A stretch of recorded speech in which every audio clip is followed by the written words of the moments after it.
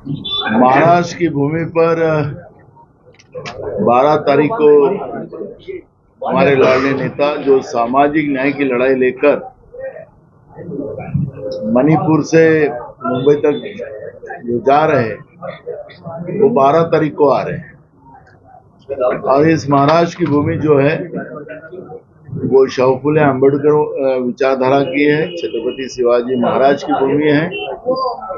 यहाँ पर सब धर्म के और जाति के लोग बड़े प्यार से भूमि एकता के साथ रहते थे, लेकिन 2014 से जो देश में तानाशाह सरकार आई, ये सरकार ने धर्म और जातियों में जो झगड़े लड़ाए, लोगों के हाथ के रोजगार छीन लिए, लोगों को महंगाई की मार से गरीब करना शुरू कर दिया, युवाओं के हाथ का काम छीन लिया, बेरोजगारी बड़े पैमाने में बढ़ा दी, गरीबी बड़े पैमाने में बढ़ा दी और देश को बेच के देश चलाने का काम नरेंद्र मोदी की सरकार देश में कर रही है।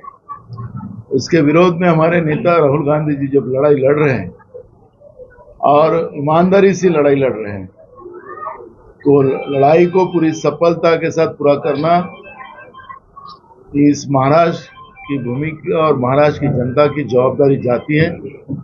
और उनके स्वागत के लिए हम नंदुरबार से लेके मालेगांव से नासिक, नासिक से त्र्यंबकेश्वर, ऐसे करके भिवंडी से ठाणे, ऐसे करके वो यात्रा मुंबई 17 तारीख को पहुंचेंगी।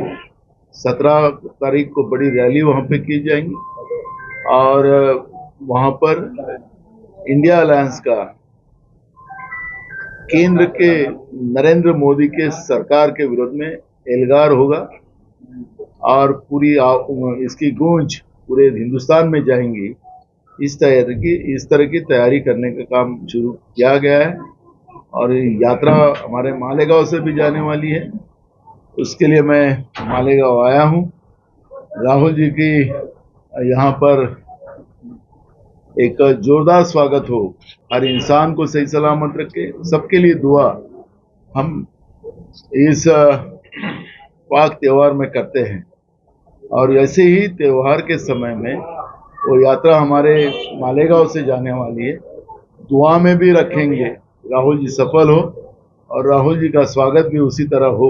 यहाँ पे 2 एमएलए जो है जो मुस्लिम चुन के आ चुके हैं, तो लोकसभा के बारे में कांग्रेस क्या ऐसा ये कर सकते कि यहाँ से कोई मुस्लिम उम्मीदवार अगर इच्छुक होगा तो उसको टिकट देने के बारे में आप सोच सकते हैं? हमने कहा कि भाई हमारे पास जैसे जिले की बात करें कि 3 उम्मीदवार, मैं 3 उम्मीदवार आप बोल रहे हैं तो उसमें से होगा नहीं तो और कोई होगा। तो अभी भी हमारे पास स्कोप है, जैसे भी जिसका मेरिट हो जो चुन के आ सकता है। जो सर्वे हम लोग कर रहे हैं उसके आधार पर, हमें मेरिट के आधार पर हम लोग टिकट देंगे।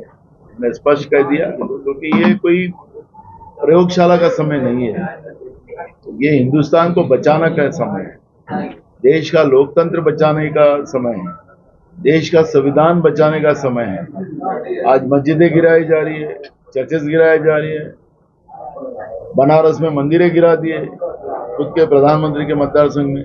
तो कोई भी धर्म सुरक्षित नहीं, कोई धर्म के लोग सुरक्षित नहीं।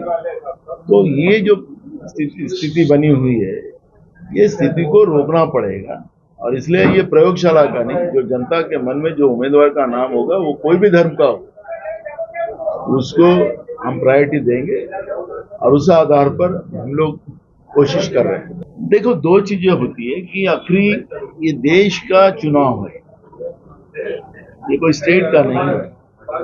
देश कितना खतरे में है, देश कितना खतरे में है ये हमारे मुस्लिम भाई समझते हैं। किसको वोट देना तो देश बच सकता है, किसको नहीं देने से देश खतरे में, किसको नहीं देने से देश कैसे खतरे में आ सकता है। आखिरी ये जो प्रयोगशाला हुई थी 2014 और 2019 में, उसके परिणाम लोगों को क्या भुगतने पड़ रहे हैं तो जनता समझ रही है। लोकतांत्रिक व्यवस्था में वोटर को इतना अनपढ़ समझना भी जो सत्ता में बैठे लोग कर रहे हैं, इतना आसान भी नहीं है। और आज जनता भुगत रही है। जो प्रयोग हमने किया उसके परिणाम हमको भुगतने पड़े। नेता तो लोग मजे में रह गए, लेकिन उसके परिणाम हम लोगों को क्या भुगतने पड़े ये लोग समझ रहे। इसलिए मैं उस पर आज बात करना नहीं चाहूंगा। जब युद्ध शुरू हो जाएगा, अभी युद्ध शुरू नहीं हुआ है, तो युद्ध जब शुरू होगा इस मामले का खुलासा हम पब्लिकली करेंगे। धुळे आणि नाशिक लोकसभेसाठी कोणत्या उमेदवारांना चेहरा धुळे लोकसभा मतदारसंघ आहेत आणि ही सीटो कोणाकडे जातील त्याच्याबद्दल काय? धुळे आणि नंदुरबार दोन्ही जागा कांग्रेस पक्ष महाविकास आघाडीमध्ये लढेल। अघाड़ी की जो पार्टी है न्याय यात्रा में शामिल रहेंगी महाराष्ट्र में?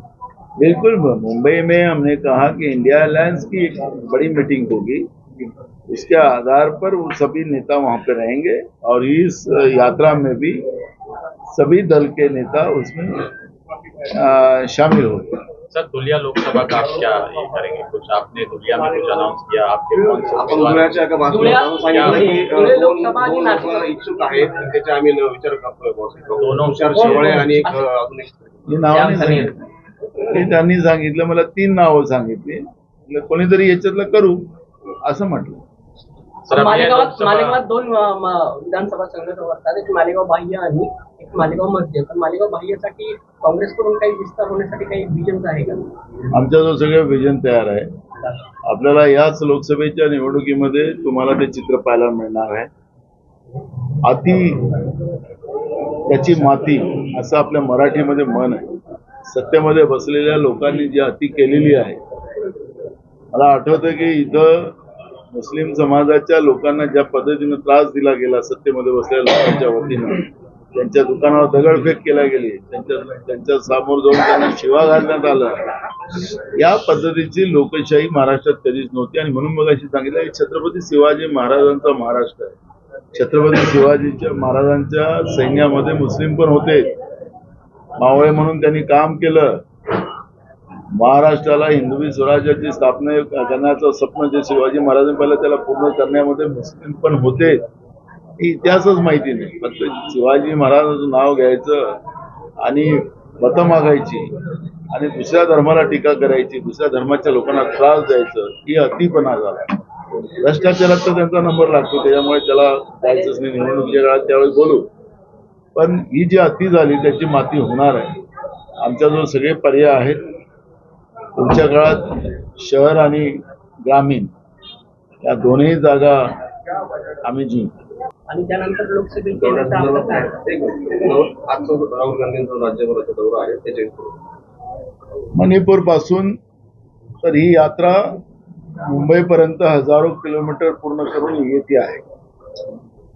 महाराष्ट्रामध्ये यात्रेचा प्रवेश येत्या 12 तारखेला नंदुरबार पासून सुरू होणार आहे आणि म्हणून त्याची पूर्ण जय्यत तयारी करण्याच्या दृष्टिकोनातून मी आज मालेगावात आलेला आहोत। सकाळी नंदुरबारला होतो, आज दुपारी धुळ्याला होतो, आता मी मालेगावात आलो आणि नाशिक, त्र्यंबकेश्वर,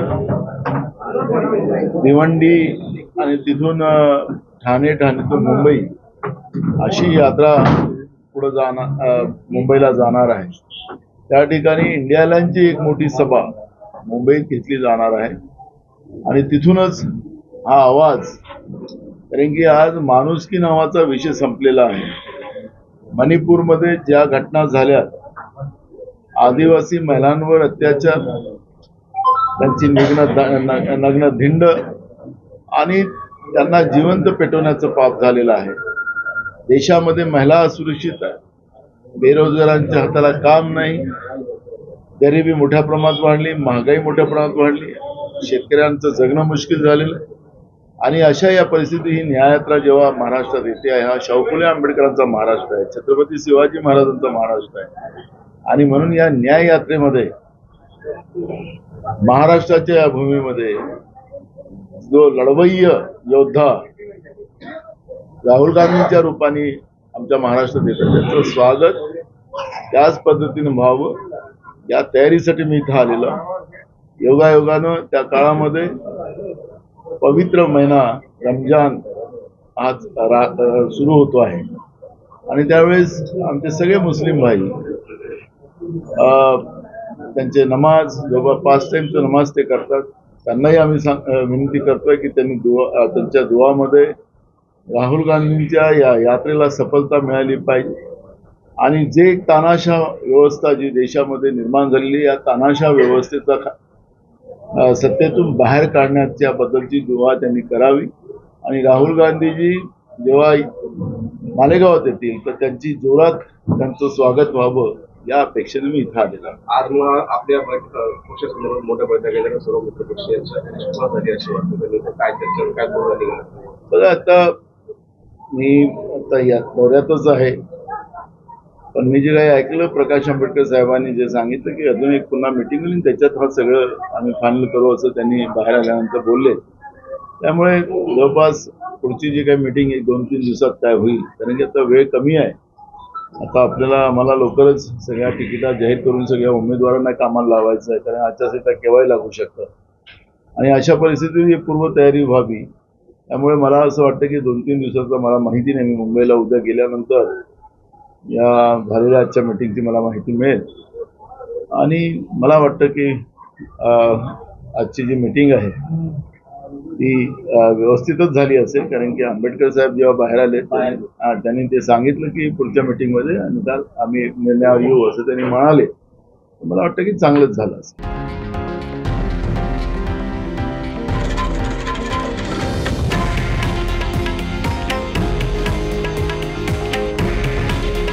हे आहे देशातील नंबर 1 न्यूज नेटवर्क आणि आपण पाहत आहात TV9 मराठी. काळजी तुमची, हित महाराष्ट्राचं.